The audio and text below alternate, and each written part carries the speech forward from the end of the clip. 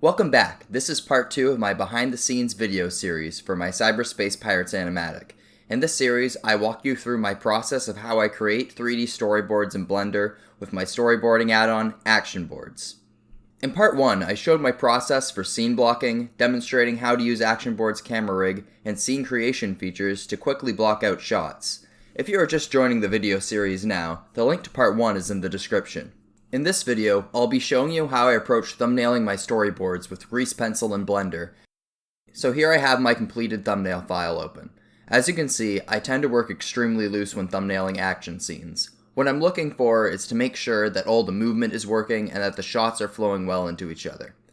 I work out the details and fix my proportions only once I know the sequence is working. I save a lot of time working this way. Now to thumbnail out my sequence. I use Blender's dope sheet to add keyframes for each of my drawings. Though it's important to remember to set the mode of the dope sheet to Grease Pencil. By making sure the dope sheet is set to Grease Pencil mode, it ensures that any keyframes I add will only be Grease Pencil drawings and not object transformations. The last thing we want to do is accidentally keyframe the scale and location of our object without meaning to. So, with Grease Pencil mode set, all I need to do is move the playhead to the frame where I want to add a new drawing and press the I key. This will insert a new keyframe to the Grease Pencil object. Alternatively, you can turn on auto keying by checking the circle icon on the timeline. This will automatically create new drawings every time you draw on a new frame. I personally like to keep this checked off as I like to have more control over where I place my keys. Now I'll add some keys to my drawings. When I add a key, it will be added to whichever layer I have selected. When I go to draw, I make sure I'm in draw mode and not object mode. To access drawing mode, I press the number 4 on the keyboard, which is a hotkey added with ActionBoards key map. ActionBoards uses the 1, 2, 3, and 4 keys to switch between different editing modes. 1 is for object mode, 2 is for edit mode, 3 is for sculpt mode, and 4 is for draw mode. The ordering of these numbers is based on how they appear in Blender's drop-down tab for editing mode selection. Almost all the ActionBoards hotkeys can be used with a single hand so you can stay focused on your drawing.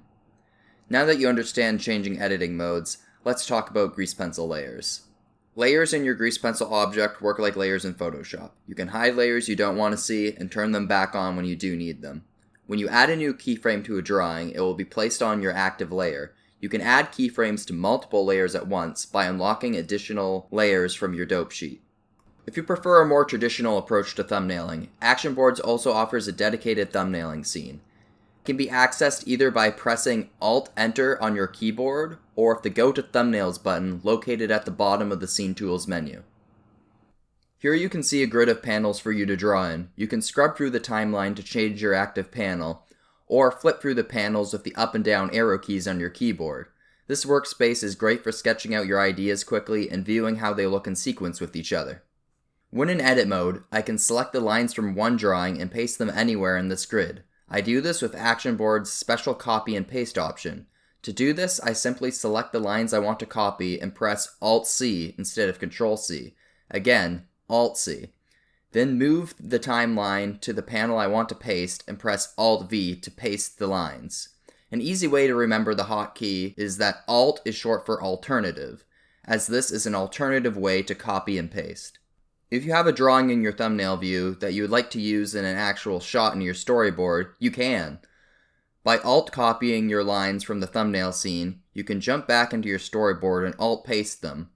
When you alt-paste into your scene, the artwork will be placed right in the middle of your Grease Pencil object.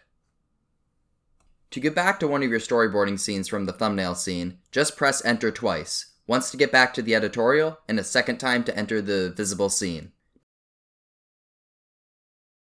To preview how my thumbnails look in sequence with the rest of my scenes, I can press Enter to enter into the editorial workspace to play back my animatic. And when I want to go back into my scenes to make more changes, I just move my playhead over to that scene and press Enter again to enter that scene. You can also enter any scene by double-clicking it on the video sequencer timeline. With ActionBoards, I can also play back the scene in sequence from within the storyboard workspace too. To do this, I go up to the very top of ActionBoards' Scene Tools menu and make sure Single Scene Playback is unchecked.